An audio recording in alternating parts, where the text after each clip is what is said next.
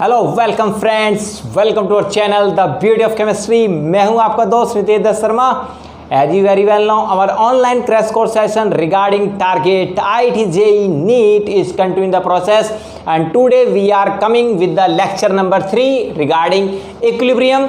इससे पहले हमने लेक्चर नंबर 1 और लेक्चर नंबर 2 में केपी केसी की प्रॉब्लम डिस्कस की थी। इक्विलिब्रियम कांस्टेंट क्या होता है, इक्विलिब्रियम कांस्टेंट प्रेशर की सेंस में, कंसंट्रेशन की सेंस में, न्यूमेरिकल कैसे आते हैं, कैसे टैकल करने हैं। उसके बाद ली चैटरल प्रिंसिपल हमने डिटेल में लिया था लेक्चर नंबर 2 में। ठीक है, तो लेक्चर नंबर 1 और लेक्चर नंबर 2 आपको प्लेलिस्ट सेक्शन में डिस्क्रिप्शन में लिंक मिल जाएगा आज। ठीक है, और लेक्चर नंबर 3 आज स्टार्ट करते हैं। बहुत ही beautiful problemistic approach regarding lecture number 3। और इस लेक्चर 3 के बाद हमारा केमिकल इक्विलिब्रियम खत्म हो जाएगा और लेक्चर नंबर 4 से हम स्टार्ट करने वाले हैं आयनिक इक्विलिब्रियम का बहुत इंपॉर्टेंट डिस्कशन। ठीक है, तो आज डिस्कशन करेंगे chemical equilibrium in one short lecture because I will discuss all the problems regarding IIT JEE mains and NEET previous year questions. This is a very interesting session वही रहने वाला है। Screen पे क्वेश्चन आएगा, video को pause कीजिए, question को बनाने की कोशिश कीजिए। अगर आप क्वेश्चन को कर पा रहे हो, it will definitely build up your self confidence. ठीक है, तो चलिए स्टार्ट करते हैं आज के लेक्चर को। बहुत ही beautiful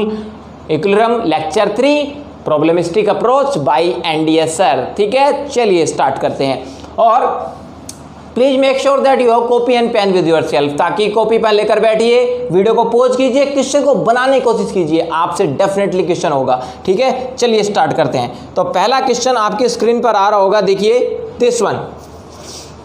in a chemical reaction A + 2B gives 2C + D, the initial concentration of the B is 1.5 times of concentration of A। लेकिन कह रहा है equilibrium concentration are found to be equal. अगर इक्विलिब्रियम कंसंट्रेशन इक्वल कर दी जाए तो equilibrium constant पूछ रहा है इस रिएक्शन का। बहुत ही ब्यूटीफुल क्वेश्चन है। चलिए देखते हैं कैसे करेंगे इस क्वेश्चन को। देखिए कैसे बनाते हैं हम इस क्वेश्चन को। पहले रिएक्शन लिखते लेते हैं। क्या लिख लेते हैं? रिएक्शन लिख लेते हैं। रिएक्शन क्या है बोलिए? A + 2B, A + 2B it gives, क्या दे रहा है? 2C + D, 2C + D। ठीक है, और अब देखिए यहाँ पर लगाते हैं दिमाग। इनिशियली देखो, इनिशियल कंसंट्रेशन B की कह रहा है A से 1.5 टाइम्स ज़्यादा है। जैसे मान लो मैंने A की कंसंट्रेशन A मान ली, A की कंसंट्रेशन कितनी मान ली? A, तो B की कंसंट्रेशन होगी 1.5A। समझ गए भाई? ये है इनिशियली। यहाँ पर इधर आप दिख नहीं रहा हो तो आप समझ जाएं, ये इनिशियल लिखा है मैंने इधर। दिख रहा है आपको? विजिबल है? यस विजिबल है। तो ये इनिशियली A की कंसंट्रेशन A मान ली और B की कंसंट्रेशन A से 1.5 टाइम्स ज़्यादा है। तो अभी इनिशियली रिएक्शन स्टार्ट नहीं हुई है तो C और D की कंसंट्रेशन 0 होगी यहाँ पर। लेकिन जैसे रिएक्शन प्रोसीड करती है, ठीक है, वो हम चेकआउट करेंगे अभी। तो अभी क्या कह रहा है? इक्विलिब्रियम कांस्टेंट निकालना है आपको। ठीक है, तो अब आ जाइए एट इक्विलिब्रियम। जब रिएक्शन आगे प्रोसीड करेगी इक्विलिब्रियम पे, मान लीजिए आगे बढ़ते हैं तो A से मान लीजिए X कंसंट्रेशन इसकी कम हो गई A की, और यहाँ से कम हो गई 1.5A। देखो A के मोल X, 1 मोल है A का, तो यहाँ से कंसंट्रेशन X माइनस की हमने। B के मोल कितने हैं? 2, तो यहाँ पर कंसंट्रेशन माइनस करेंगे 2X। ये बात ध्यान रखना, क्योंकि A के मोल से डिसोसिएशन कितना होगा? -X। 2 मोल से कितना होगा? -2X। ठीक है, तो ये कितना बनेगा? C। अब अगर ये माइनस देखो, इसके 2 ऐसे कंपेयर कर लिया करो, इसका 1 मोल है तो D का भी 1 मोल है। तो अगर A के मोल में X का डिक्रीज आया है तो D के कितने मोल बनेंगे? X मोल ही बनेंगे। ठीक है, और B 2B है तो 2C, तो 2B में कितना डिक्रीज आया है? -2X, तो 2C में कितना इंक्रीज आएगा? +2X। ठीक है, तो ये आपका आ गया। तो C की कंसंट्रेशन 2X, D की कंसंट्रेशन X, ये आपका। अब हम निकालेंगे इक्विलिब्रियम कांस्टेंट। देखो पहले X की वैल्यू फाइंड आउट कर लेते हैं। क्या वैल्यू फाइंड आउट कर लेते हैं? X की। लेकिन X की वैल्यू फाइंड आउट करने का यहाँ पर लॉजिक ही नहीं है। हम क्या करेंगे? ये कह रहा है, एक यहाँ पर हिंट देखो लिखा हुआ है, but the equilibrium concentration of A and B are found to be equal. मतलब इक्विलिब्रियम पर A और B की कंसंट्रेशन इक्वल है। तो अब कंडीशन लगाएंगे अकॉर्डिंग टू क्वेश्चन। ATQ का मतलब अकॉर्डिंग टू क्वेश्चन। क्वेश्चन के अकॉर्डिंग A और B की जो कंसंट्रेशन है कहाँ पर? एट इक्विलिब्रियम, वो दोनों इक्वल दी हुई है, तो कंसंट्रेशन को इक्वल पुट कर दीजिए। ए की कंसंट्रेशन इक्विलिब्रियम पे A minus x is equal to 1.5 A minus 2x, यही आएगा डेफिनेटली। अब क्या करते हैं, देखो ए को मैं उधर ले गया, 2x को इधर ले आया, 2x माइनस का इधर आके आ जाएगा प्लस का, 2x माइनस एक्स, ए उधर ले जाओ, 1.5 ए माइनस ए को उधर ले गया, तो इधर तो बच गया x और यहाँ पर बच गया 0.5 ए, 0.5 ए, ये यहाँ पर x की वैल्यू मिल गई हमें। क्या मिल गया वहाँ पे को, x की वैल्यू फाइंड आउट कर लिया हमने, x की वैल्यू आ गई 0.5 ए। भाई क्वेश्चन लगाया है मैंने, अकॉर्डिंग टू क्वेश्चन गया हूँ, बहुत ही ब्यूटीफुल है। तो x मिल गया तो चारों की कंसंट्रेशन निकाल लो, x मिल गया तो क्या निकाल लो, चारों की कंसंट्रेशन। देखो कितनी आएगी, अभी करते हैं। यह हो गया, समझ में आ गया। ये देखो कितना आएगा, a में से x घटाओ तो 0.5 a में से 0.5 a घटा दो, a माइनस 0.5 a, ये आएगा। यहाँ से देखो 1.5 a माइनस 2 इंटू एक्स की वैल्यू 0.5 a। चलो आगे बढ़ते हैं, 2x 2 इंटू 0.5 a, ये भी ठीक है, और ये x है तो 0.5 a, तो x के विद रिस्पेक्ट टू ये आ गया 0.5 a, ये 2x आ गया, 2 into 0.5 a, 1.5 a minus 2x, तो 1.5 a माइनस 2x की वैल्यू 2 इंटू 0.5 a, और a minus x, a minus 0.5 a। अब देखो चारों कंसंट्रेशन में मिल गई। अब ये सारा डाटा हम मिटा देते हैं, देखो ये मैं रब कर देता हूँ सारा, तो हमारे को मिल गया सारा पॉइंट। ठीक है, ये नोट डाउन कर लेना वीडियो को पॉज करके। तो a माइनस 0.5 a कितना बचेगा, अरे 0.5 a बचेगा, 1.5 a, अब देखो 2 इंटू 1.5 a कितना होता है 0.5 a, तो a होता है, a में से 1.5 a घटाओ तो 0.5 a बचेगा, ये भी 0.5 a बचेगा, ये बचेगा आपका a, यानी कि 0.5 a को a से मल्टीप्लाई करेंगे तो a आएगा, और ये कितना आएगा 0.5 a। तो अब इक्विलिब्रियम कांस्टेंट निकाल लो। इक्विलिब्रियम कांस्टेंट का फार्मूला क्या होता है, कंसंट्रेशन ऑफ C की कंसंट्रेशन के मोल कितने हैं 2, तो C की कंसंट्रेशन पावर स्क्वायर हो जाएगा, D की concentration as it is divided by A और B की कंसंट्रेशन, A की concentration as it is, B के कितने मोल है 2, तो B का कंसंट्रेशन का हो जाएगा होल स्क्वायर। भाई इक्विलिब्रियम कांस्टेंट ऐसे निकालते हैं ना, तो K आ गया आपका, K का फार्मूला कितना आएगा, देखो C की कंसंट्रेशन पुट करो, ये रही C की कंसंट्रेशन कितनी है A, तो A का स्क्वायर इंटू D की कंसंट्रेशन 0.5 a, D की concentration 0.5 a divided by A की कंसंट्रेशन, A की कंसंट्रेशन कहाँ है, ये रही 0.5 a, A की कंसंट्रेशन कितनी है 0.5 a, और मल्टीप्लाई बाई B की कंसंट्रेशन देखो ये भी 0.5 a, तो 0.5 a इस पूरे का होल स्क्वायर। तो इसको 2 बार लिख लूँ मैं, 0.5 a 0.5 a, ये देखो 2 बार था, और एक चीज़ हो रह गई, हाँ C तो हो ही गया था।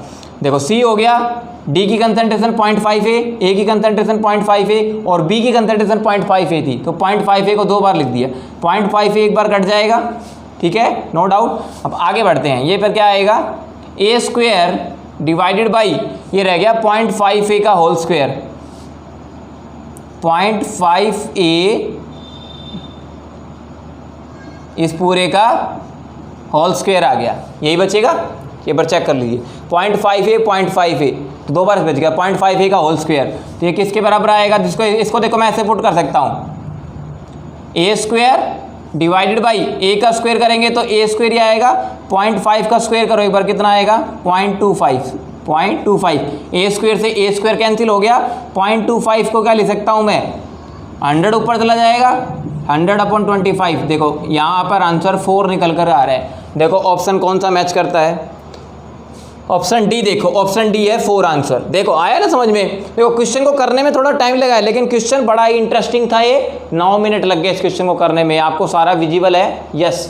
देखो आया समझ में, देखो ए दे रखा था, पहले स्टार्टिंग क्वेश्चन को पकड़ो, लेंथ को कह रहा था इनिशियली ए की कंसंट्रेशन ए है और बी की कंसंट्रेशन ए से 1.5 टाइम्स है, तो मैंने 1.5 ए रख दी। अब इनिशियली COD बने नहीं थे तो 0 है, लेकिन इक्विलिब्रियम पे क्या कर दिया, इक्विलिब्रियम के ऊपर ए और बी की कंसंट्रेशन इक्वल है, और उस कंसंट्रेशन से डाटा को लगाकर हमने देखा होगा, आपने एक्स की वैल्यू निकाल ली, मैंने एक्स की वैल्यू निकाली तो a माइनस एक्स की वैल्यू 0.5 a थी, एक्स की वैल्यू कितनी थी, एक्स की वैल्यू थी 0.5 a, ये कहाँ से निकाला था हमने, क्योंकि ए और बी इक्वल दिया हुआ था, वहाँ से हमने पुट करके निकाल लिया। ठीक है, तो सारा डाटा सोल्व करने के बाद इक्विलिब्रियम कांस्टेंट की वैल्यू के पुट कर दी, इसको सोल्व करते हैं तो सारा आपका 100 वैल्यू कितनी आती है 4, तो equilibrium constant comes out to be 4। तो डेफिनेटली इस क्वेश्चन से आपकी नॉलेज बिल्डअप हुई होगी, क्योंकि ऐसा क्वेश्चन बहुत कम देखने को मिलते हैं। This question has been asked in JEE mains 2019, 12 जनवरी को आया था शिफ्ट 1 में।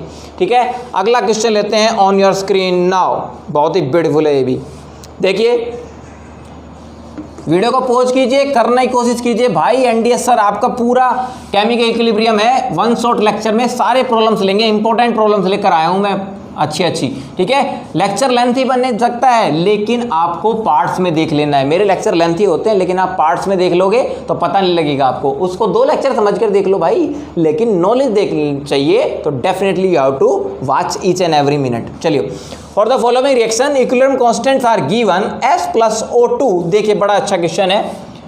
S सल्फर है, इसकी रिएक्शन ऑक्सीजन से करवा दी, यहाँ पर बनता है SO2। ठीक है, और 2S + 3O2 इसकी रिएक्शन करवा दी, यहाँ पर बनता है 2SO3।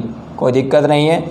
अब यहाँ पर K1 कह रखा है इक्विलिब्रियम कांस्टेंट, यहाँ पर K2 कह रखा है इक्विलिब्रियम कांस्टेंट। K1 कितना है 10 की पावर 52 और ये है 10 की पावर 129 भाई साहब। अब कह रहा है इक्विलिब्रियम कांस्टेंट निकालो इसके लिए 2SO2, इसको जो मिस प्रिंट हो रहा है क्वेश्चन में ठीक कर लेना।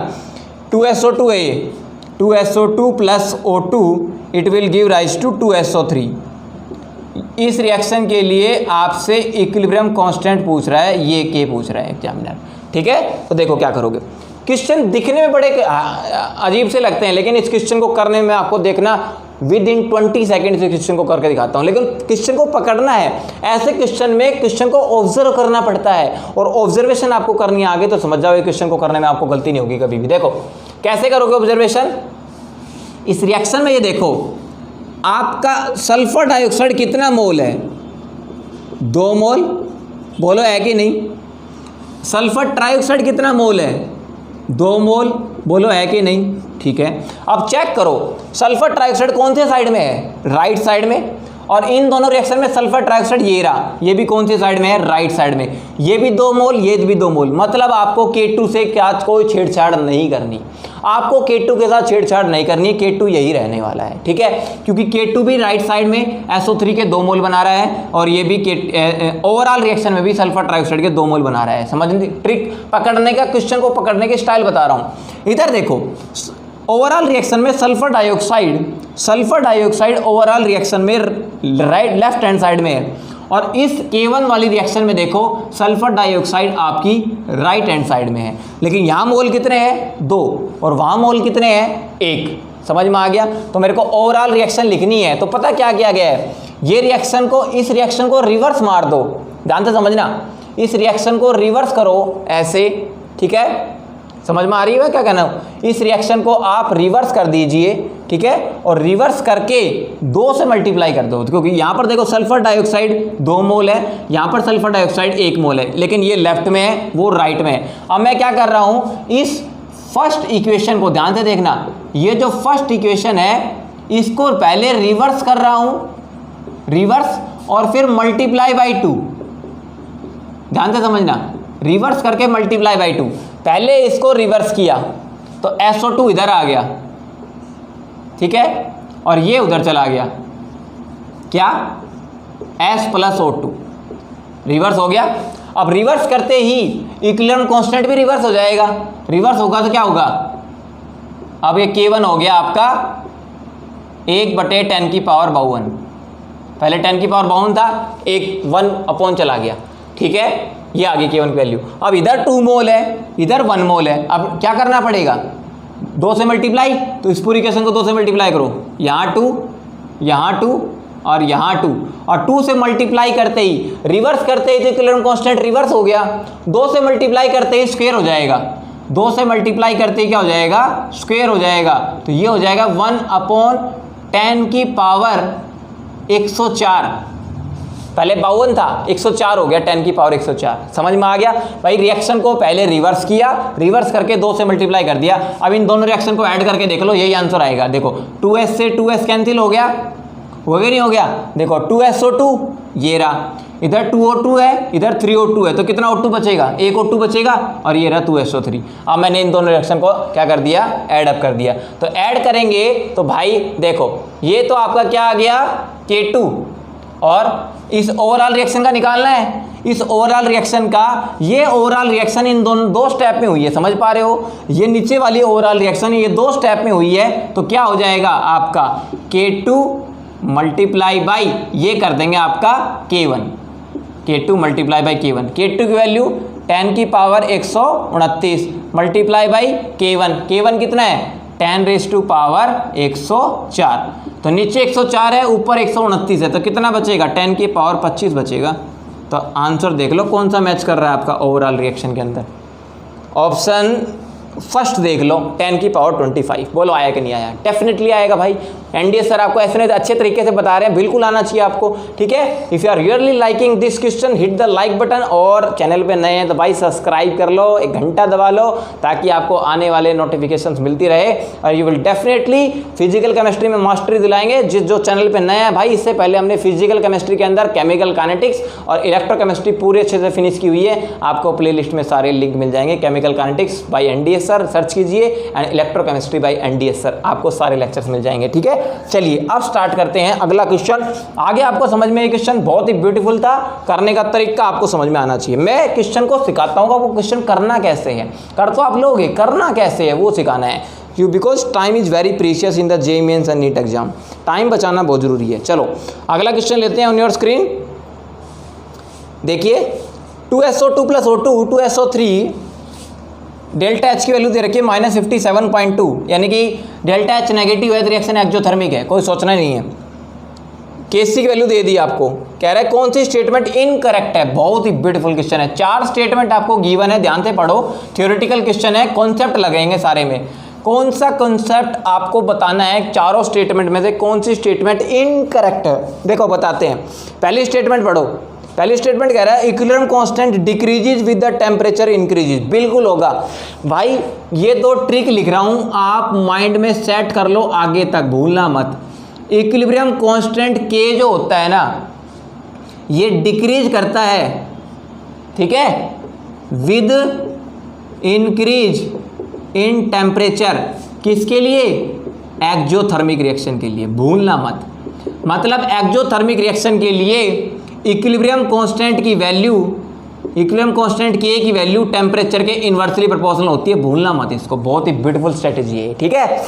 For exothermic reaction equilibrium constant decreases with increase in temperature, ठीक है, ये बात याद रखेंगे आप। और दूसरा, के जो होता है वो डिक्रीज करता है, सॉरी, के की वैल्यू इंक्रीज करती है विद इंक्रीज इन टेम्परेचर, लेकिन कब? जब रिएक्शन एंडोथर्मिक हो। ये दोनों पॉइंट भूलना मत। मतलब एंडोथर्मिक के लिए इक्विलिब्रियम कांस्टेंट की वैल्यू टेम्परेचर के डायरेक्टली ऊपर होती है। और एक बार तो ध्यान रखना, equilibrium constant is dependent only and only temperature.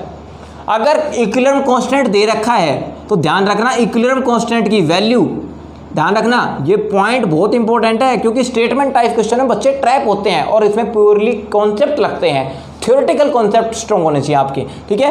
के की जो वैल्यू है, इक्विलिब्रियम कांस्टेंट की वैल्यू, ध्यान रखना, डज नॉट डिपेंड, लिख लो ये पॉइंट, काम आएगा जिंदगी भर, ठीक है। के की जो वैल्यू है ना इक्विलिब्रियम कांस्टेंट की, it does not depend upon the pressure, pressure पे भी डिपेंड नहीं करती इक्विलिब्रियम कांस्टेंट की वैल्यू, ना कंसंट्रेशन पे डिपेंड करती है, चाहे रिएक्टेंट की कंसंट्रेशन बढ़ा दो, चाहे प्रोडक्ट की कंसंट्रेशन बढ़ा दो। अब बात देखो, बात ये आती है कि सर रिएक्टेंट की कंसंट्रेशन बढ़ाएंगे तो इक्विलिब्रियम कांस्टेंट घटना चाहिए, क्योंकि ये तो इन्वर्सली प्रोपोर्शनल है, और प्रोडक्ट ऊपर आता है तो प्रोडक्ट की कंसंट्रेशन बढ़ाने तो इक्विलिब्रियम कांस्टेंट बढ़ना चाहिए। लेकिन नहीं, अगर आप प्रोडक्ट की कंसंट्रेशन बढ़ा रहे हो तो रिएक्शन बैकवर्ड शिफ्ट हो जाएगी, इक्विलिब्रियम दोबारा अचीव हो जाएगा, तो फिर के वहीं आ जाता है घूम फिर के। अगर आप रिएक्टेंट की कंसंट्रेशन बढ़ा रहे हो तो रिएक्शन फॉरवर्ड चली जाएगी, तो फिर इक्विलिब्रियम कांस्टेंट वहीं चला जाता है घूम फिर के। मेन बात आती है क्यूसी और केसी, रिएक्शन कोएफिशिएंट के बारे में बात। तो इक्विलिब्रियम कांस्टेंट की वैल्यू ना प्रेशर पे डिपेंड करती है, ना कंसंट्रेशन पे डिपेंड करती है, और अल्फा डिग्री ऑफ डिसोसिएशन पे भी डिपेंड नहीं करती। ये बातें भाई मेरे माइंड में, आपके माइंड में सेट कर लो, ठीक है।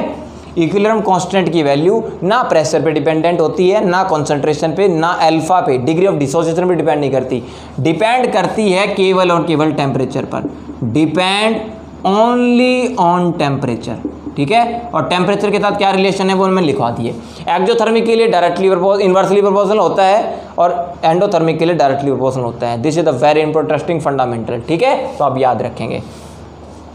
चलिए अब आगे बढ़ते हैं। तो इसका मतलब पहली स्टेटमेंट आपकी क्या है, करेक्ट है, यही कह रहा है। देखो पहली स्टेटमेंट करेक्ट है कि इक्विलिब्रियम कांस्टेंट डिक्रीज करता है विद इंक्रीज इन टेम्परेचर, तो पहली स्टेटमेंट ठीक है। अगली बढ़ो, the addition of the inert gas at constant value will not affect, मैंने बताया ली चैटलर प्रिंसिपल का लेक्चर पढ़ाया था भाई, ध्यान से देख लेना, बहुत ही ब्यूटीफुल लेक्चर है। ली चैटलर प्रिंसिपल के कॉन्सेप्ट मैंने बताया था। अगर कोई रिएक्शन इक्विलिब्रियम में चल रही है, अगर आप इनर्ट गैस ऐड करते हो लेकिन वॉल्यूम कांस्टेंट है तो इक्विलिब्रियम पे इफेक्ट नहीं पड़ता। ये माइंड में सेट कर लो। क्या बोला है मैंने, if the reaction is taking place at the equilibrium the addition of any inert gas at constant volume it does not affect the equilibrium. तो स्टेटमेंट 2 इज आल्सो करेक्ट। लेकिन ध्यान रखना, अगर इनर्ट गैस कांस्टेंट प्रेशर पे add करोगे, volume constant नहीं, constant pressure कर दें, तो ध्यान रखना reaction will goes in that direction in which number of moles increases, उस डायरेक्शन में ले जाना जिस तरफ नंबर ऑफ मोल्स बढ़ते हैं, ठीक है, ये ध्यान रखना कॉन्सेप्ट। चलो आगे बढ़ते हैं। तीसरी स्टेटमेंट कह रहा है the equilibrium will shift in forward at the pressure increases, pressure बढ़ने से इक्विलिब्रियम फॉरवर्ड चला जाएगा। वो चेक कर लेते हैं। देखो भाई 2SO2 प्लस O2 करते हैं तो क्या बनता है 2SO3। रिएक्टेंट के मोल कितने हैं टोटल 3 हैं भाई, 2 मोल सल्फर डाइऑक्साइड गैस के, 1 ऑक्सीजन गैस के, और प्रोडक्ट के मोल कितने हैं 2 मोल है। क्या कर रहे हैं, प्रेशर बढ़ा रहे हैं। सिंपल सी बात है, मैंने कहा था ली चैटलर प्रिंसिपल कहता है कि प्रेशर बढ़ाने से रिएक्शन उस डायरेक्शन में जाती है जिस डायरेक्शन में नंबर ऑफ मोल्स डिक्रीज करते हैं। तो इधर कितने मोल हैं 3, उधर कितने मोल हैं 2, तो रिएक्शन फॉरवर्ड जाएगी। तो स्टेटमेंट सी भी करेक्ट है, ए भी करेक्ट है, बी भी करेक्ट है, सी भी करेक्ट है, तो मेरे भाई बच का गया, डी तो बच गया। तो आंसर इसका डी है। लेकिन पता लगाते हैं कि डी भी हमारा कैसे गलत क्यों है। देखो अगला कह रहा है the equilibrium constant is large suggestive of the reaction. देखो इक्विलिब्रियम कांस्टेंट की वैल्यू देखो 10 की पावर 16 दी हुई है और ये वैल्यू बहुत लार्ज है, लेकिन एग्जामिनर कह रहा है नो कैटलिस्ट इज रिक्वायर्ड। लेकिन नहीं भाई बिल्कुल नहीं, इस रिएक्शन में कैटलिस्ट की रिक्वायरमेंट होती है, क्योंकि ये इस रिएक्शन में 2 तरह से रिएक्शन होती है। अगर आप नाइट्रोजन डाइऑक्साइड गैस की प्रेजेंस में करते हो तो होमोजेनस इक्विलिब्रियम होता है, क्योंकि रिएक्टेंट भी गैसीय स्टेट में है और कैटलिस्ट भी गैसीय स्टेट में है। लेकिन अगर आप यहाँ पर वेनेडियम पेंटाऑक्साइड यूज करते हैं कैटलिस्ट, तो यह है हेट्रोजेनस इक्विलिब्रियम। लेकिन इस रिएक्शन को फास्टन करने के लिए, इक्विलिब्रियम जल्दी अचीव करवाने के लिए, बिकॉज ध्यान रखना catalyst never affect the equilibrium, catalyst कभी इक्विलिब्रियम को अफेक्ट नहीं करता, ध्यान रखना, ठीक है। इक्विलिब्रियम को कभी अफेक्ट नहीं करता है क्या कैटलिस्ट, क्यों, because catalyst affect the rate of forward reaction and backward reaction up to same extent. जितनी फॉरवर्ड रिएक्शन की रेट बढ़ाता है कैटलिस्ट, उतनी ही बैकवर्ड रिएक्शन की बढ़ाता है, इसलिए reaction will remain in equilibrium, ठीक है। कैटलिस्ट इक्विलिब्रियम को जल्दी अचीव करवा सकता है, इसलिए ध्यान रखना इस रिएक्शन में कैटलिस्ट की रिक्वायरमेंट होती है। तो ये कह रहा है डज नॉट रिक्वायर्ड कैटलिस्ट, लेकिन कैटलिस्ट की रिक्वायर्ड यहाँ पर जरूर होगी। तो this reaction option D is the incorrect statement, ठीक है। तो देखो मैंने प्रूव कर दिया ना। इस क्वेश्चन देखो कितनी नॉलेज बढ़ी हुई आपकी, पता चल गया ना। एक तो एक्सोथर्मिक का स्टेटमेंट पता चल गया। अब देखो एक्सोथर्मिक का ग्राफ पता चल गया आपको।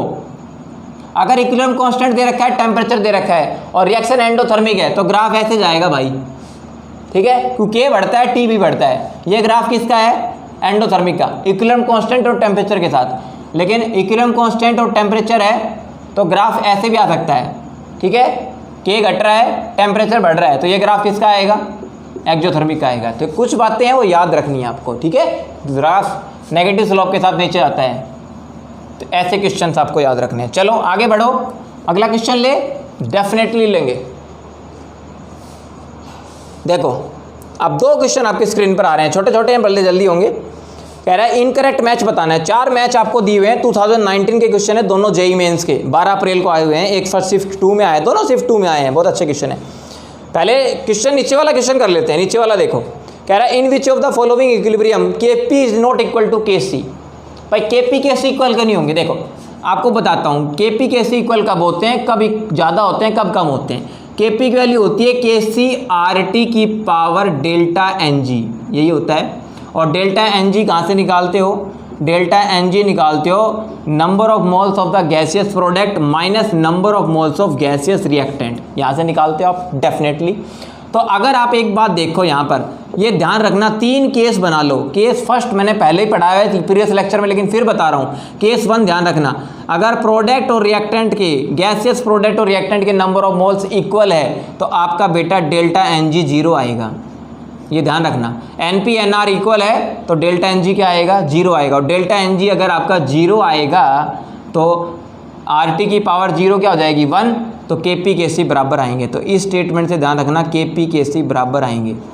तो इन 4 आपको 4 ऑप्शन दे रखे हैं, इन 4 ऑप्शन में से आपको 3 ऑप्शन ऐसे मिलेंगे जिसमें NP/NR इक्वल आएगा। NP/NR प्रोडक्ट और रिएक्टेंट के मोल इक्वल आएंगे, आप चेक कर लो चाहे। देखो ऑप्शन 2 देखो, ऑप्शन 2 में दे रखा है 2HI से जा रहा है H2 + I2। तो देखो HI के 2 मोल है, H2 और I2, इसके भी 1 और 1 2 मोल हो गए, तो इसमें NP/NR इक्वल है, रिएक्टेंट और प्रोडक्ट के मोल इक्वल है। अगला देखो सी ऑप्शन, NO2 1 मोल, सल्फर डाइऑक्साइड 1 मोल, उधर देखो NO 1 मोल, सल्फर ट्राइऑक्साइड 1 मोल, तो रिएक्टेंट के भी 2 मोल, प्रोडक्ट के भी 2 मोल, तो NP/NR इक्वल है, Kp Kc बराबर आएगा। थर्ड देख लो, 2NO 2 मोल, उधर N2 + O2 1 + 1 2 मोल। इसका मतलब जहाँ पर NP/NR इक्वल है वहाँ पर डेल्टा Ng इक्वल होगा, डेल्टा Ng 0 होगा, और जहाँ पर डेल्टा Ng 0 हो वहाँ पर Kp Kc क्या आएंगे, बराबर आएंगे। तो ऑप्शन 1 बच गया। अब आपका ऑप्शन 1 देखो, 2 कार्बन सॉलिड प्लस O2 क्या बना रहा है, 2CO। अब देखो इधर तो ऑक्सीजन के मोल कितने हैं, रिएक्टेंट के मोल 1 है, इधर प्रोडक्ट के मोल कितने हैं, 2। तो अगर आपका NP/NR के इक्वल नहीं है, NP/NR के इक्वल नहीं है, तो आपका Kp और Kc भी कभी इक्वल नहीं आएगा। ठीक है, ये ध्यान रखेंगे। तो बहुत ही ब्यूटीफुल स्ट्रेटजी है। और एक बात और ध्यान रखना, अगर डेल्टा Ng ग्रेटर देन 0 है, डेल्टा Ng ग्रेटर देन 0 है, और डेल्टा Ng ग्रेटर देन 0 कब होगा, जब NP/NR से ज़्यादा होगा। ध्यान रखना, या एक केस और बनेगा, डेल्टा Ng लेस देन 0 है, और डेल्टा Ng लेस देन 0 कब आएगा, जब NR ज़्यादा हो NP कम हो। देख लो, यही स्टेटमेंट बनती है। समझ में आ गया। अब देखो, अगर NP ज़्यादा है तो ध्यान रखना Kp will be greater than Kc, ये भी ध्यान रखना। और अगर NR ज़्यादा है तो Kc will be greater than Kp। तीनों स्टेटमेंट बता दी मैंने। डेल्टा Ng ग्रेटर देन 0 है तो NP/NR से ज़्यादा होगा तो Kp ज़्यादा होगा। देखो NP ज़्यादा होगा तो Kp ज़्यादा होगा, याद रखना। और NP कम होगा तो Kp भी कम होगा। और NP/NR इक्वल है, डेल्टा Ng 0 आएगा तो Kp Kc बराबर आएंगे। तो दिस इज द 3 स्टेटमेंट। आप क्वेश्चन हजारों बना दे, Kp Kc पे हजारों क्वेश्चन दे दे, थ्योरेटिकल आप एक भी नहीं छोड़ेंगे। तो आप क्योंकि स्टेटमेंट पता चल गई ना, आपको लॉजिक्स पता चल गए। ठीक है, तो याद रखेंगे। देखो, मैं क्वेश्चन जरूर करवाता हूं, लेकिन इस क्वेश्चन के बहाने मैंने आपके कितने फंडामेंटल्स क्लियर कर दे वो मेन बात है। क्योंकि क्वेश्चन मायने नहीं रखता, आपको ये देखना है क्वेश्चन से क्वेश्चन निकालो भाई। If you want to get mastery in the previous year question हजारों कर लो, लेकिन आपको सब्जेक्ट में मास्टरी नहीं मिलेगी, आपको कॉन्सेप्ट में मास्टरी नहीं मिलेगी। मास्टरी कब मिलेगी, जब आप क्वेश्चन से क्वेश्चन निकाल के लाओगे। ठीक है, हाँ डेफिनेटली, क्योंकि इस क्वेश्चन में अलग से कॉन्सेप्ट भी निकालना है। अगला देखो, इनकरेक्ट मैच बताना है उस ऊपर वाले क्वेश्चन में कौन सा होगा। देखो, आपको मैं फॉर योर काइंड इन्फॉर्मेशन बता दूं, आप ध्यान रखना कि जो डेल्टा G0 होता है ना, standard gives free energy change, क्या बोलते हैं इसको, standard gives free energy change बोलते हैं इसको। और दोस्तों इसकी वैल्यू होती है डेल्टा Ng की -2.303 RT log K, ये वैल्यू होती है इसकी, ये इसका फार्मूला होता है। अब ध्यान रखना, अगर रिएक्शन हमें क्या चाहिए, रिवर्सिबल इक्वेशन चाहिए, तो डेल्टा G0 नेगेटिव होना चाहिए। और डेल्टा G0 नेगेटिव होना चाहिए, उसके साथ साथ डेल्टा G0 नेगेटिव कब आएगा, ध्यान रखना, या अगर इक्विलिब्रियम कांस्टेंट की वैल्यू 1 से ज़्यादा है, ग्रेटर देन 1 है। डेल्टा G0 नेगेटिव होना चाहिए। देखो ये ध्यान रखना, डेल्टा G0 नेगेटिव का मतलब ये लेस देन 0 और K क्या होना चाहिए, ग्रेटर देन 1। ये करेक्ट स्टेटमेंट है, बाकी सारी इनकरेक्ट है। ये स्टेटमेंट करेक्ट है। अगर ध्यान रखना 3 बातें बनेंगी, delta G not minus 2.303 RT log K होता है। देखो अगर मैं K की वैल्यू 1 पुट कर दूँ, देखो K की वैल्यू 1 पुट कर दूँ, ध्यान से सोचो, अगर इक्विलिब्रियम कांस्टेंट की वैल्यू 1 है, 1 तो log 1 0 होता है, log 1 क्या होता है 0, और log 1 0 है तो डेल्टा एन जी 0 हो जाएगा। तो पहला केस क्या बन गया, ध्यान से सुनो, केस नंबर फर्स्ट क्या हो गया, अगर K की वैल्यू 1 है, K की वैल्यू 1 है तो आपका डेल्टा जी नॉट 0 आएगा। तो ध्यान रखना रिएक्शन इक्विलिब्रियम में होती है, रिएक्शन किस में होती है, इक्विलिब्रियम में होती है अगर K की वैल्यू 1 हो तो, ठीक है। दूसरा केस सुनो, अगर K की वैल्यू ग्रेटर देन 1 है, K की वैल्यू ग्रेटर देन 1 है तो यहाँ पर ये K था, K की वैल्यू ग्रेटर देन 1 है, जैसे मैंने K की वैल्यू कह दी 10 है, K की वैल्यू कितनी कह दी 10, ग्रेटर देन 1 10 ही होता है, 10 ले लिया, तो log 10 की वैल्यू कितनी होती है 1, log 10 की वैल्यू कितनी होती है 1, तो डेल्टा जी नोट कितना आएगा, नेगेटिव आएगा, साइन आगे नेगेटिव लग रहा है, तो आपका डेल्टा जी नोट नेगेटिव आने का मतलब है ये क्या आएगा, लेस देन 0 आ गया, कितना आएगा, लेस देन 0 आ गया। देखो delta G note less than 0 आएगा, और रिएक्शन यहाँ पर ध्यान रखना, रिएक्शन स्पॉन्टेनियस होगी, रिएक्शन क्या होगी, स्पॉन्टेनियस। तीनों लिख लो, स्टेटमेंट बहुत इंपॉर्टेंट स्ट्रेटजी बता रहा हूँ, ठीक है। और तीसरा क्या बनेगा, देखो थर्ड केस ऊपर लिख देता हूँ, थर्ड केस सॉरी नीचे लिख देता हूँ। थर्ड केस देखो, अगर K की वैल्यू लेस देन 1 है, K की वैल्यू लेस देन 1 है, लेस देन 1 का मतलब जैसे मैंने K की वैल्यू कह दी log K था, और K की वैल्यू मैंने कह दी 10 की पावर माइनस 1 है, 10 की पावर माइनस 1, 10 की पावर माइनस 1 समझ गए, 0.1 है, 0.1 यानी कि 1 से तो कम ही हो गई ना, 0.1, तो log 10 की पावर माइनस 1 है, log 10 की पावर माइनस 1 तो क्या बनेगा इसका log, -1 log 10, 10 की log 10 की पावर माइनस 1 क्या बनेगा, -1 log 10, log 10 की वैल्यू क्या होती है 1, तो यहाँ पे -1 रह गया। अब देखो यहाँ भी -1 और यहाँ भी साइन किसका, माइनस का, तो माइनस माइनस क्या हो गया, प्लस हो गया, तो यहाँ पर आपका डेल्टा जी नोट निकल करके क्या आएगा, पॉजिटिव आएगा। अब देखो K की वैल्यू अगर लेस देन 1 है तो डेल्टा जी नोट आपका ग्रेटर देन 0 आएगा, क्या आएगा, ग्रेटर देन 0। तो आपको 3 स्टेटमेंट पता चल गई। पहला केस K की वैल्यू 1 है तो डेल्टा जी नोट 0 आएगा, रिएक्शन इक्विलिब्रियम होगी। अगर K ग्रेटर देन 1 है तो delta G note less than 0 आएगा, अगर ये ग्रेटर देन 1 है तो ये लेस देन 0 आएगा, तो रिएक्शन स्पॉन्टेनियस होगी। और K की वैल्यू लेस देन 1 है तो delta G note greater than 0 आएगा, ठीक है। तो इस रिएक्शन में रिएक्शन नॉन स्पॉन्टेनियस होगी, रिएक्शन क्या होगी, नॉन स्पॉन्टेनियस। तो तीनों केस याद रखो, रिएक्शन कब इक्विलिब्रियम में होती है, कब स्पॉन्टेनियस होती है और कब नॉन स्पॉन्टेनियस होती है। कभी जिंदगी में क्वेश्चन गलत हो जाए तो बता देना, 1 केस 2 केस और 3 केस, ठीक है, तीनों नोट डाउन कर लो, this is the very interesting. अब चेक कर लो कौन सा स्टेटमेंट इनकरेक्ट है। पहला स्टेटमेंट देखो, पहला स्टेटमेंट में डेल्टा जी नोट, देखो डेल्टा जी नोट, पहला स्टेटमेंट देखो, डेल्टा जी नोट अगर ग्रेटर देन 0 है तो ये केस है, ग्रेटर देन 0 है तो K क्या है उधर, देखो पहला ऑप्शन देखो, ग्रेटर देन 0 है, लेस देन 0 है, और K क्या है, ग्रेटर देन 0, तो पहला स्टेटमेंट करेक्ट है। दूसरा देखो, डेल्टा जी नोट अगर 0 है तो K की वैल्यू 1 है, तो दूसरा ऑप्शन भी करेक्ट है। तीसरा ऑप्शन देखो, डेल्टा जी नोट अगर 0 है, ये है डेल्टा जी नोट अगर, ये रहा ऑप्शन, ऑप्शन थी देखो, डेल्टा जी नोट अगर आपका ग्रेटर देन 0 है तो K की वैल्यू ये आती है, तो ये भी करेक्ट स्टेटमेंट है। अब ऑप्शन डी रह गया, ऑप्शन डी में कह रहा है अगर डेल्टा जी लेस देन 0 है तो K की वैल्यू भी लेस देन 0 आती है, यानी कि दोनों साइन एक जैसे नहीं आएंगे, ध्यान रखना। ये और ये नॉट पॉसिबल, ये भी इनकरेक्ट मैच बनता। अगर ऐसे दिया होता ये और ये भी नॉट पॉसिबल, ये हमेशा ध्यान रखना, दोनों साइन कभी भी एक तरफ नहीं आएंगे।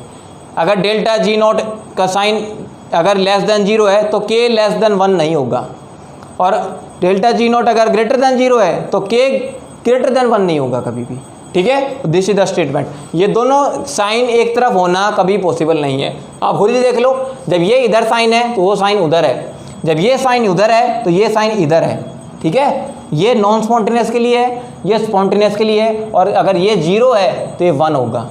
यहाँ पर साइन क्या आएगा, इक्विलिब्रियम आएगा। समझ में आ गई बात। तो this is all about the very interesting. इन दोनों क्वेश्चन आपकी डेफिनेटली नॉलेज बिल्डअप हुई होगी। चलो आगे बढ़े, अगला क्वेश्चन देखो। 5.1 gram of ammonium hydrogen sulphide, 5.1 gram of ammonium hydrogen sulphide is introduced in 3 litre evacuated flask at 327 degree Celsius. कह रहा है 30% सॉलिड जो है वो डिकम्पोज हो गया अमोनिया और H2S गैस में। केपी दे रखा है रिएक्शन का, पूछा क्या है, केपी रिएक्शन का निकालना है, सॉरी केपी रिएक्शन का हमें क्या करना है, निकालना है। चलिए फाइंड आउट करते हैं, डेफिनेटली हो जाएगा क्वेश्चन। देखो अमोनियम हाइड्रोजन सल्फाइड है, ये सॉलिड है, रिएक्शन हुई, अमोनिया भी गैस बना और H2S भी गैस बन रहा है, ठीक है। लेकिन ये 5.1 ग्राम है। पहले इसके मोल निकाल लो, इनिशियली कितने मोल हैं, पहले इसके मॉलिक्यूलर मास देखते हैं। पहले नंबर ऑफ मोल्स निकाल लेता हूँ मैं। नंबर ऑफ मोल्स क्या होता है, given weight upon gram molecular mass. Given weight कितना है 5.1 ग्राम।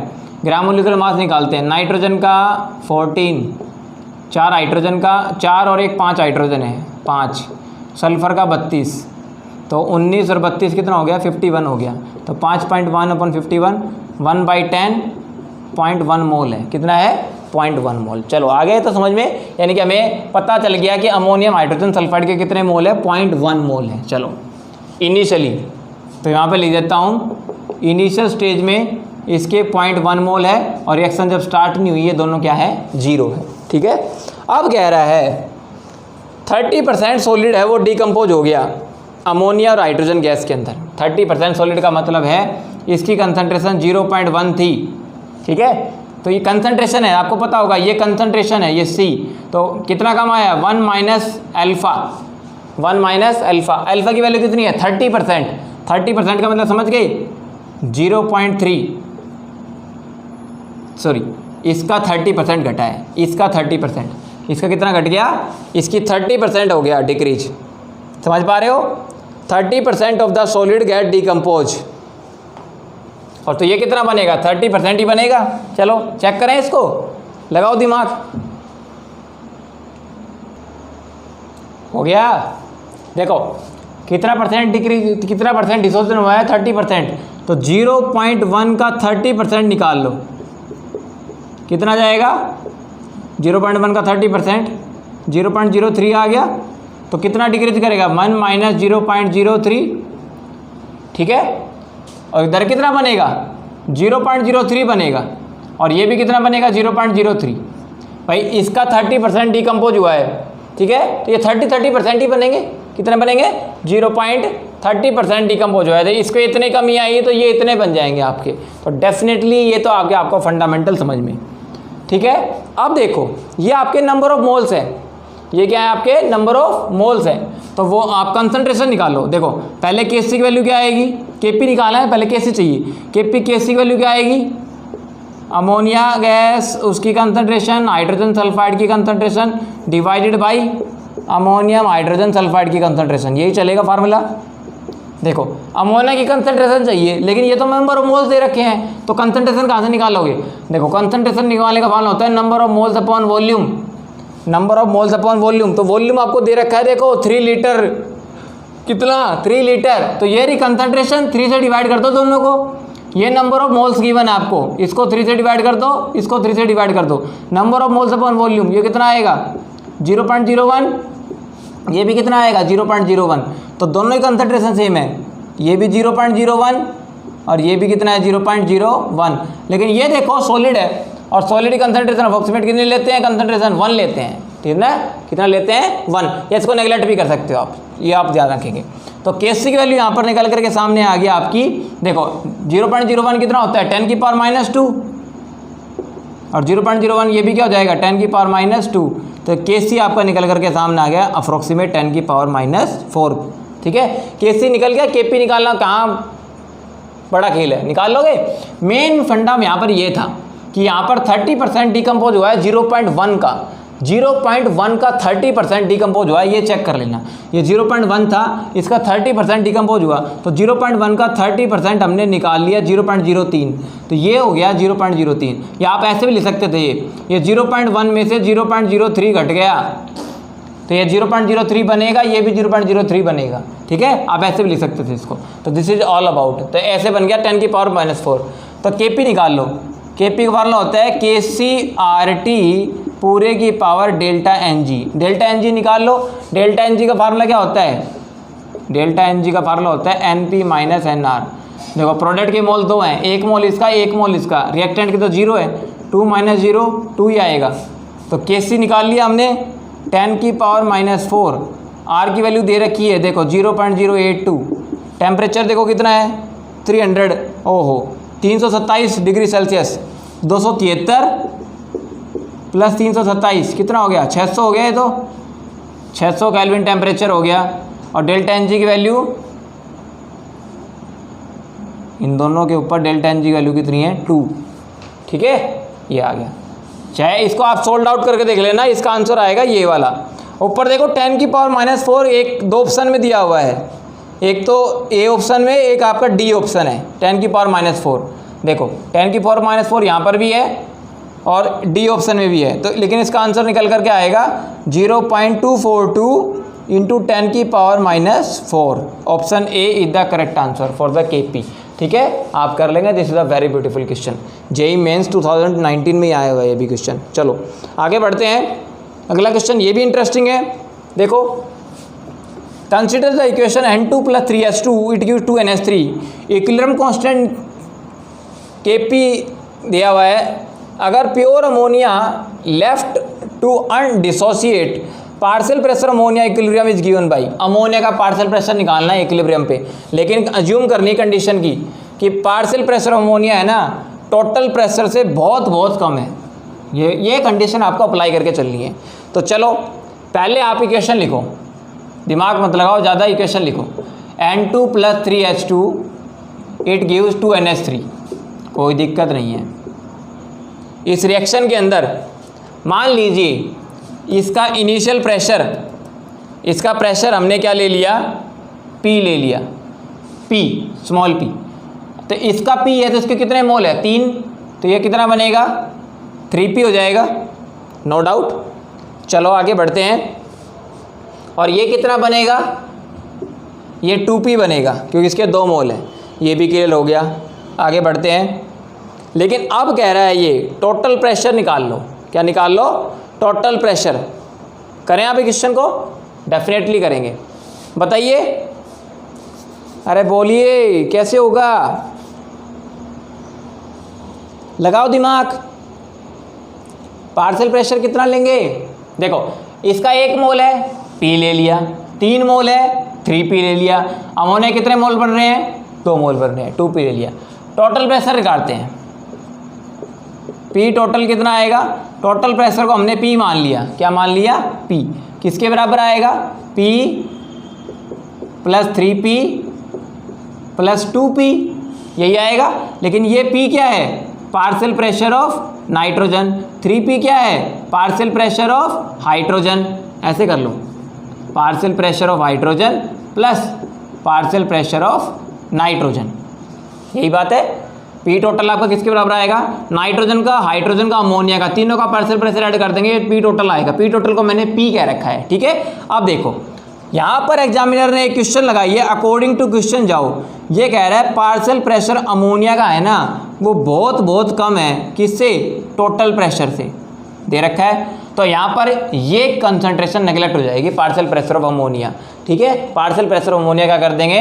नेगलेक्ट कर देंगे। तो अकॉर्डिंग टू क्वेश्चन जाए तो आपका टोटल प्रेशर P जो निकल करके सामने आएगा वो partial pressure of nitrogen plus partial pressure of hydrogen के बराबर आएगा, ठीक है। ये कंडीशन अप्लाई करनी थी क्वेश्चन के अंदर, क्योंकि कह रहा है अमोनिया का पार्शियल प्रेशर टोटल प्रेशर से बहुत बहुत कम है, तो ये कंसंट्रेशन टर्म नेगलेक्ट हो जाएगी। तो टोटल प्रेशर N2H2 के प्रेशर के बराबर आएगा। अब N2H2 का प्रेशर लगा दो P + 3P, ये दे रखा था देखो, P + 3P कितना आ गया? 4P। तो आपका P की वैल्यू आ गई 4P के बराबर। ये कंडीशन आप आगे लगाएंगे, देखेंगे, यूज करेंगे इसको। टोटल प्रेशर P आ गया 4P के बराबर, ये P स्मॉल p है, ठीक है। इसको अप्लाई करते हैं। अब इक्विलिब्रियम कांस्टेंट की वैल्यू लगा दो, ये तो आ गया आपका फंडामेंटल समझ में, ठीक है। P की वैल्यू 4P के बराबर है, याद रखेंगे आप। अब चलो अब इक्विलिब्रियम कांस्टेंट लगाओ, Kp क्या आएगा, इक्वेशन क्या थी, N2 + 3H2 it gives 2NH3। तो Kp की वैल्यू क्या आएगी, पार्शियल प्रेशर ऑफ अमोनिया इसका square divided by partial pressure of nitrogen into partial pressure of hydrogen इसका क्यूब आ जाएगा। ये Kp निकल जाएगा, ठीक है। Kp कितना आएगा, अपने को पार्शियल प्रेशर ऑफ अमोनिया चाहिए, पार्शियल प्रेशर ऑफ अमोनिया, ठीक है, इसका स्क्वायर, ये किसके बराबर आएगा, Kp into partial pressure of nitrogen कितना दे रखा है, P दे रखा है, इंटू ये कितना दे रखा है आपको, पार्शियल प्रेशर ऑफ हाइड्रोजन कितना दे रखा है, 3P दे रखा है, और 3P का क्या हो जाएगा, स्क्वायर हो जाएगा। यहाँ तक ठीक है, कोई दिक्कत नहीं है, हो जाएगा, अरे बोलिए, ठीक है। हाँ, ये 3P का क्यूब आएगा, पार्शियल प्रेशर ऑफ हाइड्रोजन का क्यूब आ जाएगा, ठीक है। यहाँ गया। अब पार्शियल प्रेशर ऑफ अमोनिया किसके बराबर आएगा, इसका स्क्वायर चलता जाएगा, Kp इंटू P, ये P है और ये 3P, ये आएगा 27P4, P की पावर 4। आ गया समझ में। देखो पार्शियल प्रेशर ऑफ हाइड्रोजन यहाँ से मैंने निकाल दिया, रिएक्शन को रीअरेंज कर लिया इक्वेशन को, Kp यहाँ पर एज इट इज है, ये दोनों टर्म यहाँ मल्टीप्लाई में चली जाएगी। Partial pressure of nitrogen, partial pressure of nitrogen की वैल्यू P है, पार्शियल प्रेशर ऑफ हाइड्रोजन की वैल्यू 3P है, उसका क्यूब कर दिया, यहाँ पर क्यूब हो जाएगा, 3 का क्यूब 27, एक P और P का क्यूब कितना होगा, P की पावर 4 आ गई। यहाँ तक समझ में आ गया, कोई दिक्कत नहीं है। चलो अब एक डाटा और रख दो, पार्शियल प्रेशर ऑफ अमोनिया उसका स्क्वायर किसके बराबर आएगा, Kp इंटू देखो 27, P की वैल्यू देखो, अभी मैंने बताया था टोटल प्रेशर P होता है 4P के बराबर, आ गया समझ में। टोटल प्रेशर P किसके बराबर था, 4P के बराबर, तो P की वैल्यू किसके बराबर आएगी, P/4, आया समझ में। टोटल प्रेशर P जो था वो 4P के बराबर था, तो P की वैल्यू स्मॉल p की वैल्यू हो जाएगी, P/4 आ जाएगी। इस P4 की जगह P/4 रखो, P/4, समझ में आ गया।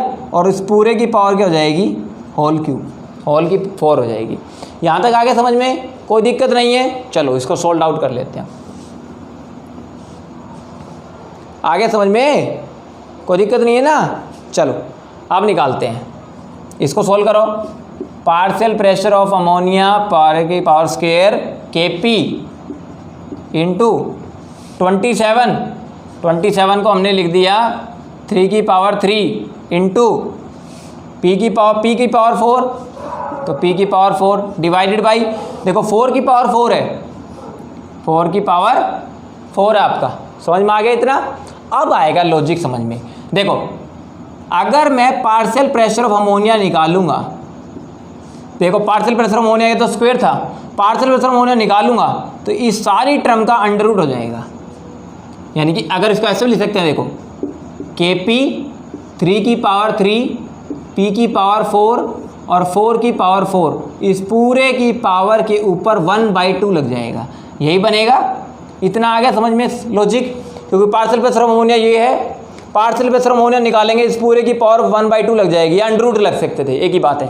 अब देखो 1/2 पावर काटनी है आपको, ये किससे कटेगी, इससे कट जाएगी। देखो 3 की पावर 3 को ऐसे लिख लो, 3 की पावर 3 को लिख लो 3 की पावर 2 इंटू 3, समझ में आ गया।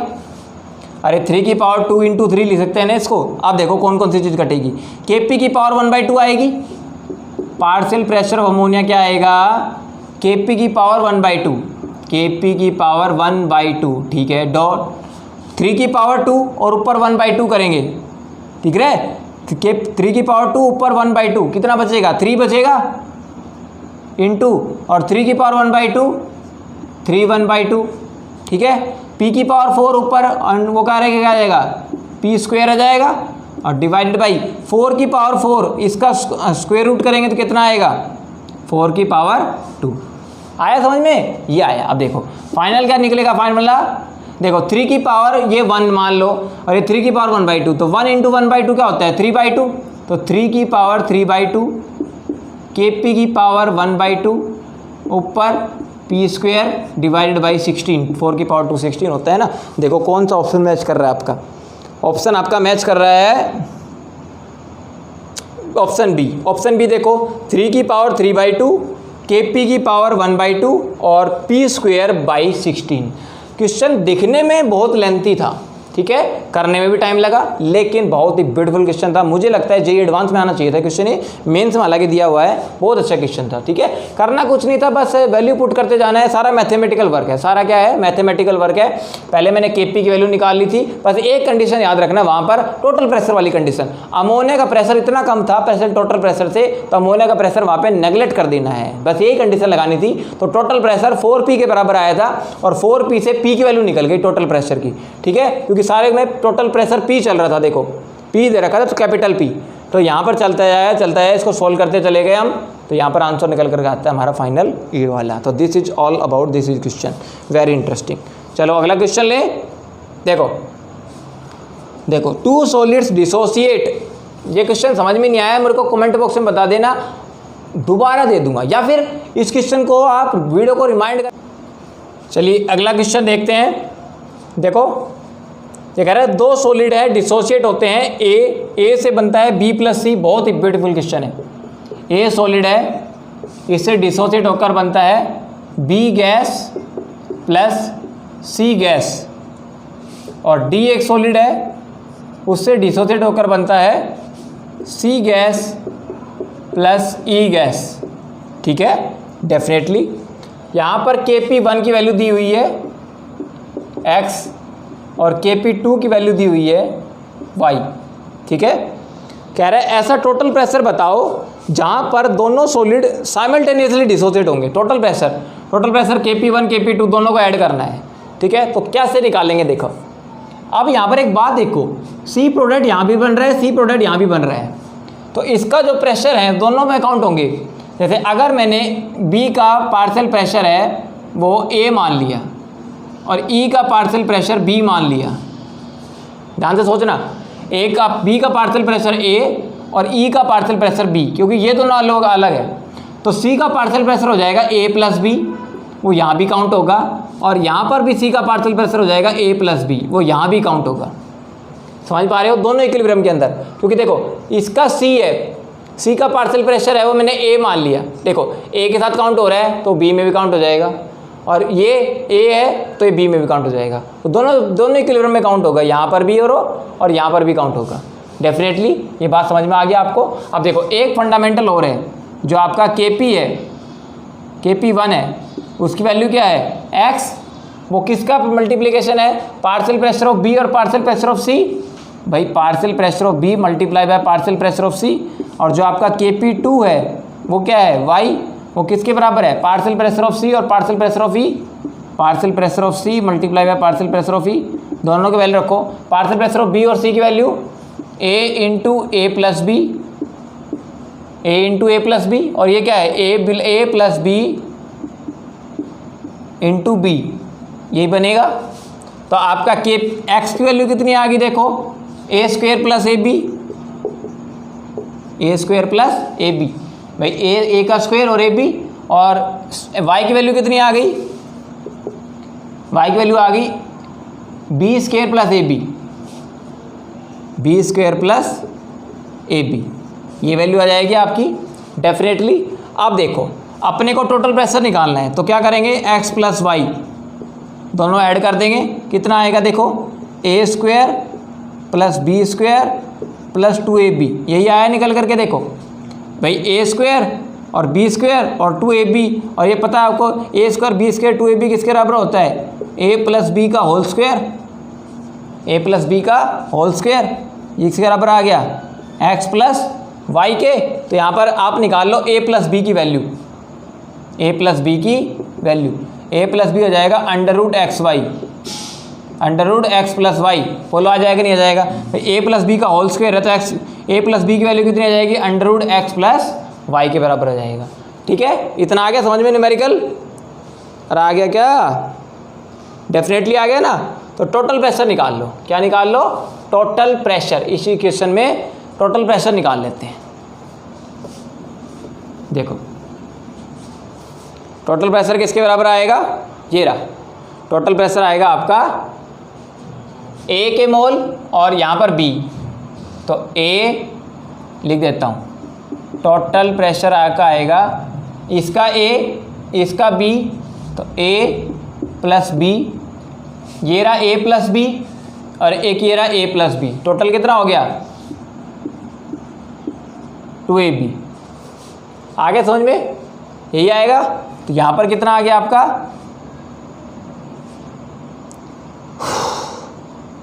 क्लियर है, बोलिए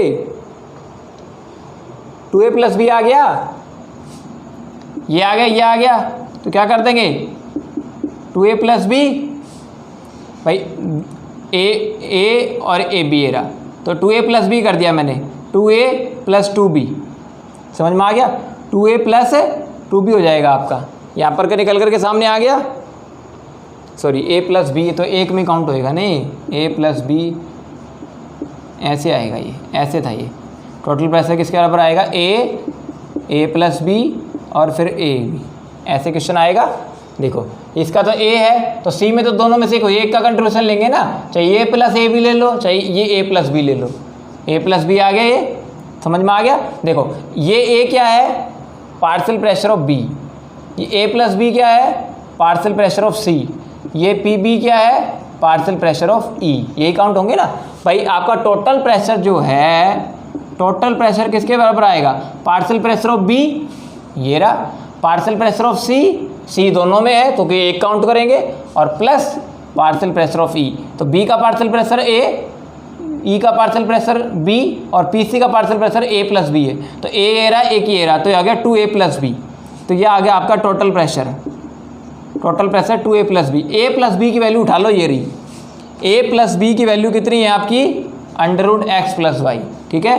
तो आपका P टोटल निकल करके क्या आ गया, P टोटल निकल कर आ गया 2 इंटू A प्लस B की वैल्यू √x प्लस वाई, तो √x प्लस वाई, तो answer comes out to be option, कौन सा ऑप्शन मैच कर रहा है आपका, ऑप्शन डी। ऑप्शन डी देखो, √2 √x प्लस वाई, 2 के बाद √x प्लस वाई, समझ में आ गया फंडामेंटल। इतना लॉजिक समझना था। यहाँ पर C दोनों में बन रहा है, तो A प्लस B यहाँ भी काउंट होगा, A प्लस B यहाँ भी काउंट होगा, ठीक है, क्योंकि ये A है, A के साथ इसके मोल्स B, अगर ये B है तो B के साथ इसके मोल्स A हो जाएंगे, दोनों में काउंट हो गए पार्शियल प्रेशर। तो ये थोड़ा सा लॉजिक समझना था, बाकी सारा आपका मैथमेटिकल वर्क है। चलो आगे बढ़ते हैं, अगला क्वेश्चन आपकी स्क्रीन पर, A2 प्लस B2 मिलकर 2AB बनाते हैं, इक्विलिब्रियम कांस्टेंट K1 है, और नीचे दे रखी है 6AB, K2 दे रखा है 6AB 3A2 प्लस 3B2, ठीक है। K1 K2 के बीच में रिलेशनशिप बतानी है, बड़ा अच्छा क्वेश्चन है, K1 K2 के बीच में रिलेशनशिप बतानी है। एक बार मैं क्वेश्चन लिख देता हूँ, देखो ये कह रहा है A2 प्लस B2, ये दोनों मिलके बनाते हैं 2AB, यहाँ पर कांस्टेंट है K1। अगला कह रहा है 6AB, ये मिलकर बनाते हैं 3A2 प्लस 3B2, ठीक है, यहाँ पर कांस्टेंट कह रहा है K2। अब देखो बड़ा लॉजिक समझने का है, यहाँ पर AB कितना है 6 मोल, यहाँ पर AB कितना है 2 मोल, यानी कि इस इक्वेशन में AB लेफ्ट हैंड साइड में है, उस इक्वेशन में AB राइट हैंड साइड में है, समझ पा रहे हो।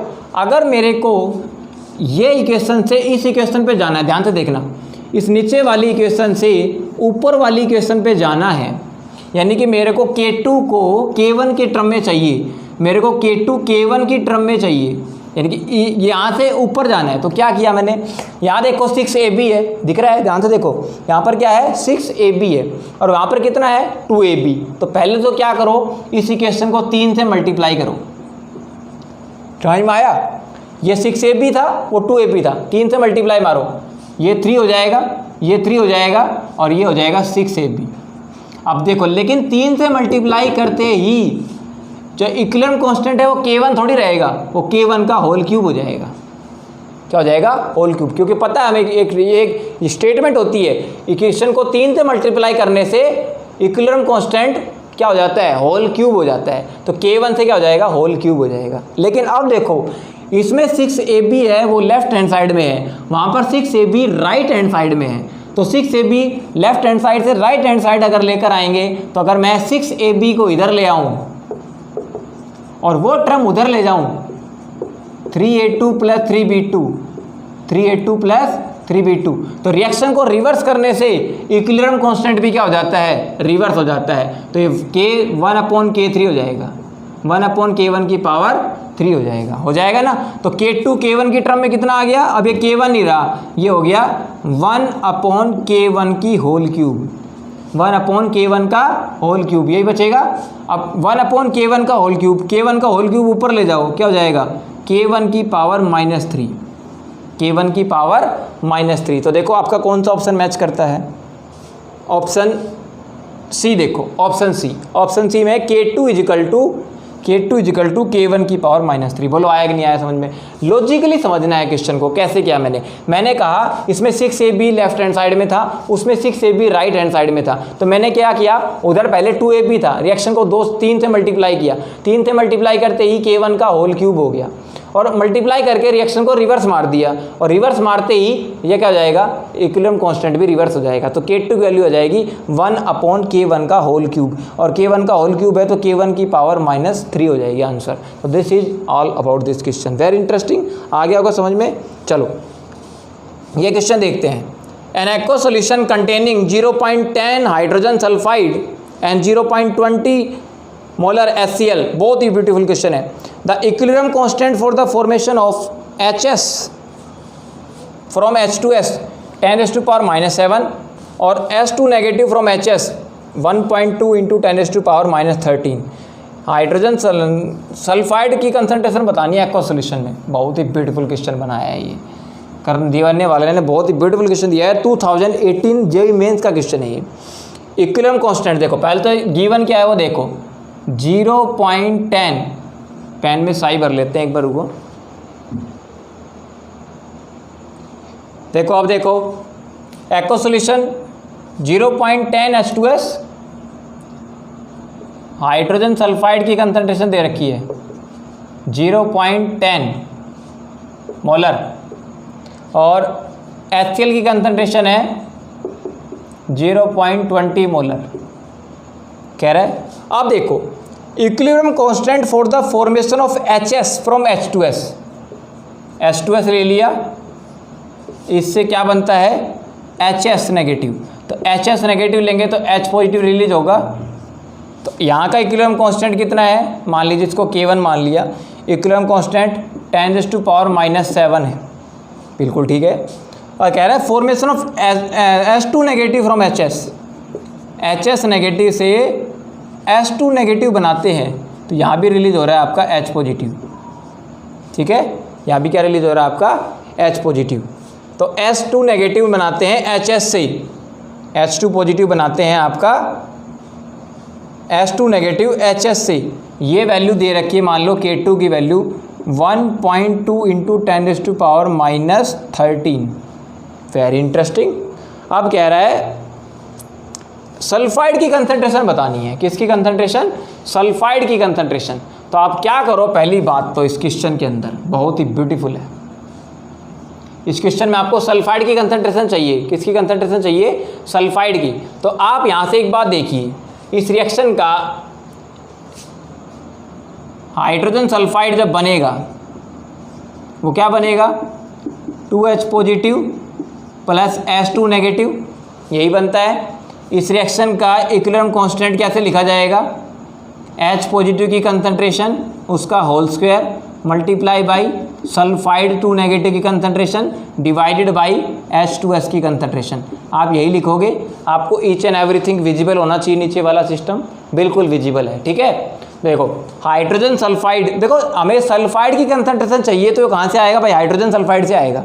Hydrogen sulphide 2H positive plus H positive, equilibrium constant क्या आएगा, H पॉजिटिव कंसंट्रेशन 2 मोल है तो होल स्क्वायर हो गया सल्फाइड और H2S। तो यहाँ पे सल्फाइड की कंसंट्रेशन मैं निकाल लूँगा, लेकिन मेरे को इस ओवरऑल रिएक्शन के लिए क्या चाहिए, ये मेरे को इक्विलिब्रियम कांस्टेंट चाहिए K, ये मैंने K कह दिया, इक्विलिब्रियम कांस्टेंट K। तो क्या ये कहाँ से आएगा, देखो इन दोनों इक्वेशन को मल्टीप्लाई कर दो।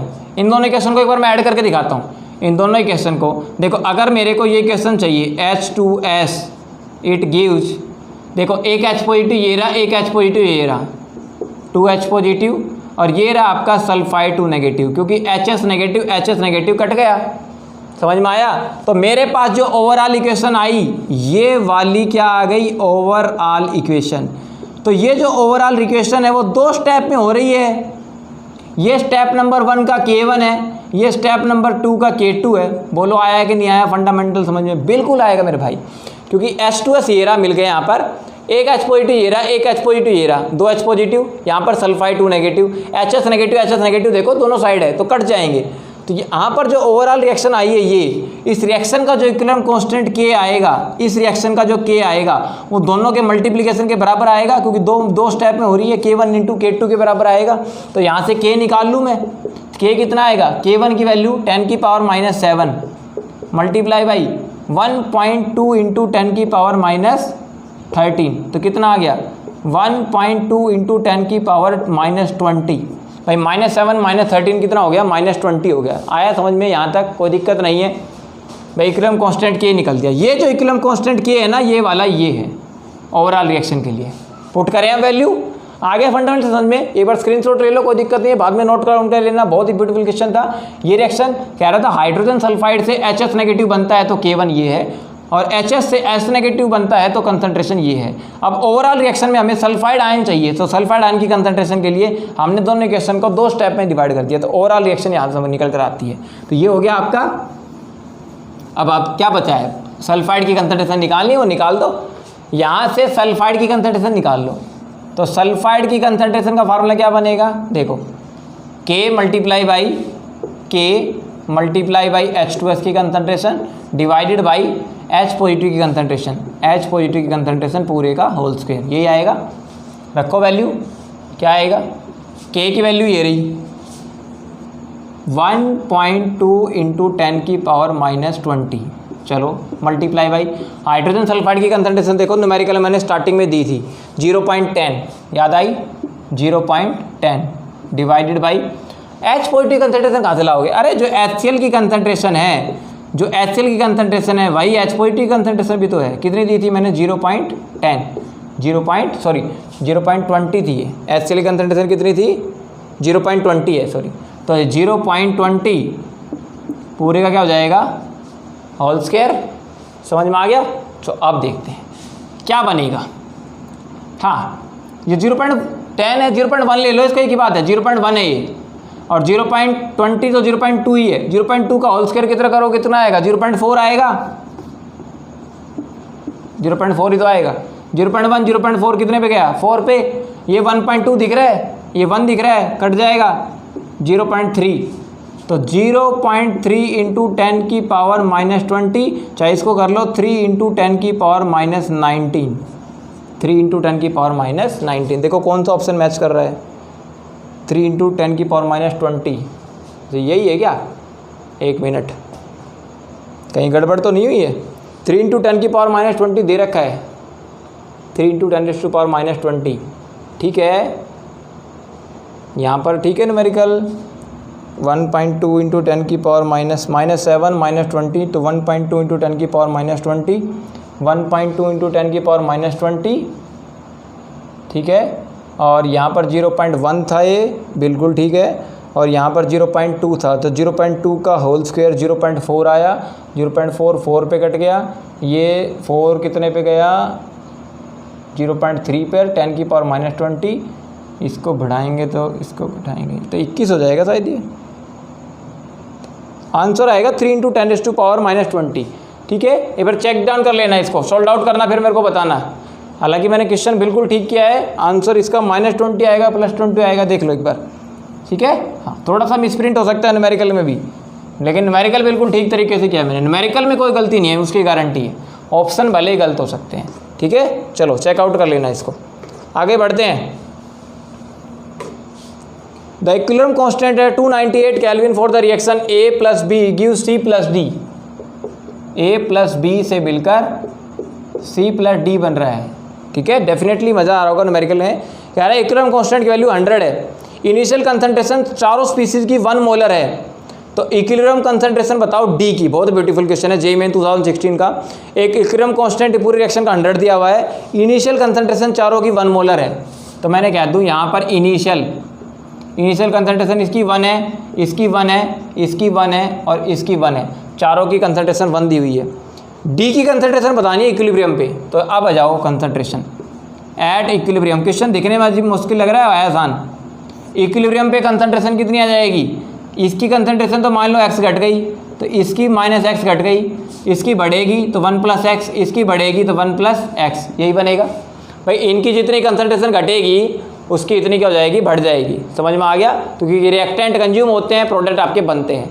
तो ये आ गया आपका। बस क्या करना है आपको, KC की वैल्यू पुट कर दो। KC की वैल्यू क्या आ जाएगी, C की कंसंट्रेशन, D की कंसंट्रेशन डिवाइडेड बाई A की कंसंट्रेशन और B की कंसंट्रेशन। वैल्यू रखो, C और D कितने हैं, 1 + x, नीचे भी क्या है 1 + x, नीचे क्या है 1 - x, यहाँ भी क्या है 1 - x। आ गया फंडामेंटल समझ में, मुश्किल नहीं है। KC की वैल्यू 100 है, KC की वैल्यू कितनी है 100 है, तो मैं इक्वल टू 100 पुट कर देता हूँ। अब देखो 1 + x, 1 + x, 1 + x का होल स्क्वायर कर दूँ सीधा, 1 + x का होल स्क्वायर, और 1 - x, 1 - x, तो क्या हो जाएगा 1 - x का होल स्क्वायर। अब देखो बात समझने की है, यहाँ भी होल स्क्वायर, यहाँ भी whole square, whole square whole square, दोनों बराबर कर दूँ। देखो क्या करता हूँ मैं, बड़े ध्यान से समझना क्या करता हूँ। यहाँ पे 1 + x का भी होल स्क्वायर है और 1 - x का भी होल स्क्वायर है, तो मैं इसको कर देता हूँ 1 + x डिवाइडेड बाई 1 - x पूरे का होल स्क्वायर, ठीक है। और किसके बराबर हो जाएगा 100 के। आगे समझ में, 1 + x का भी होल स्क्वायर और 1 - x का भी होल स्क्वायर, तो मैंने दोनों को डिवाइड करके पूरे का होल स्क्वायर रख दिया, x की वैल्यू रख दी। अब देखो क्या आएगा, 1 + x, 1 - x की वैल्यू 10 आ जाएगी, ठीक है।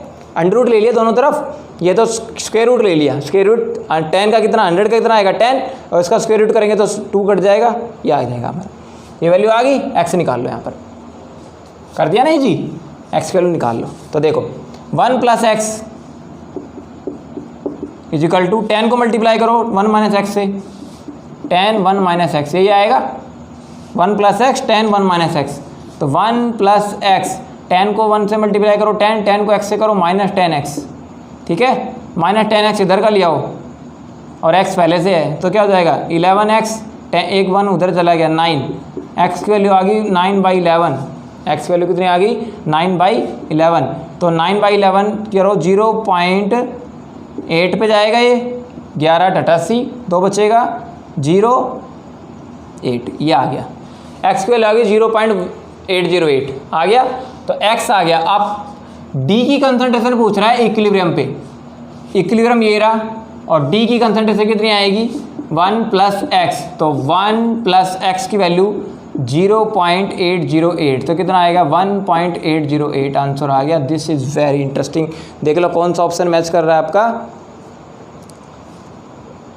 818 आएगा, सॉरी गलत कर दिया, ये 818। देखो 11 को 9 से डिवाइड कर लेते हैं एक बार, आपको 11 8 पे जाएगा 88, कितना बच गया 2, हाँ 1 आएगा 11, फिर 9 बच गया 11 88, 0.818, और एक 1 में ऐड करेंगे 0.818, तो 1.818 आ जाएगा। तो this is option comes out to be B, 1.818, बिल्कुल एग्जैक्टली आंसर आया, बिल्कुल आया। देखो A + B से C + D बन रहा था, इनिशियल कंसंट्रेशन 1 1 1 1 थी, इक्विलिब्रियम पे क्या होगा, इन दोनों की कंसंट्रेशन x घट गई, इन दोनों की कंसंट्रेशन x बढ़ गई, बाकी कुछ नहीं करना, इक्विलिब्रियम कांस्टेंट की वैल्यू रख दी 1 + x 1 + x divided by 1 - x 1 - x, ठीक है। आगे 12 सोल्ड आउट किया है मैंने, सारा मैथमेटिकल वर्क है, x की वैल्यू मैंने निकाल ली, और x निकाल लिया तो D की कंसंट्रेशन चाहिए थी इक्विलिब्रियम पे, तो 1 + x की वैल्यू चाहिए थी, तो 1 + x कर दिया, तो 1.818 आंसर आ गया आपका। ब्यूटीफुल, बहुत ही इंटरेस्टिंग।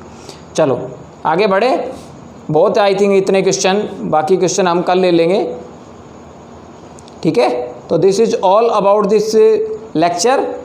और अगले लेक्चर में हम डिस्कस क्या करेंगे, आयनिक इक्विलिब्रियम। और मोस्ट प्रोबेबली मुझे आपने व्यूज़ देना कमेंट सेक्शन में, क्योंकि अगला लेक्चर जो केमिकल इक्विलिब्रियम का मैं प्योरली थ्योरेटिकल लेक्चर लूँगा, उसमें मैं सारे फंडामेंटल बेसिक फंडामेंटल बताऊँगा, ताकि जो आपका आयनिक इक्विलिब्रियम का फियर होता है नीट के एस्पिरेंट्स के माइंड में और सबसे जेई मेंस के एस्पिरेंट्स के मन में भी होता है कि आयनिक इक्विलिब्रियम का फियर कैसे दूर किया जाए। तो मैं उसके लिए एक लाइव लेक्चर लेने वाला हूँ, उसमें रिगार्डिंग में सारे फंडामेंटल बेसिक क्लियर करूँगा कि सॉल्ट हाइड्रोलिसिस क्या होती है, पीएच के क्वेश्चन कैसे करने हैं, बफर सॉल्यूशन क्वेश्चन कैसे करने हैं, सॉल्युबिलिटी प्रोडक्ट केएसपी के क्वेश्चन कैसे करने हैं, और पीएच के क्वेश्चन को मैक्सिमम कम से कम टाइम पीरियड में कैसे सोल्व आउट करना है, और आयनिक प्रोडक्ट क्या होता है, वाटर के अंदर कैसे क्वेश्चन आते हैं। तो ऐसे क्वेश्चन को आयनिक इक्विलिब्रियम का पूरा एक हम क्या बनाने वाले हैं, एक लाइव लेक्चर लूँगा मैं। तो आप कमेंट सेक्शन में मुझे बता देंगे कि यू आर इंटरेस्टेड और नॉट।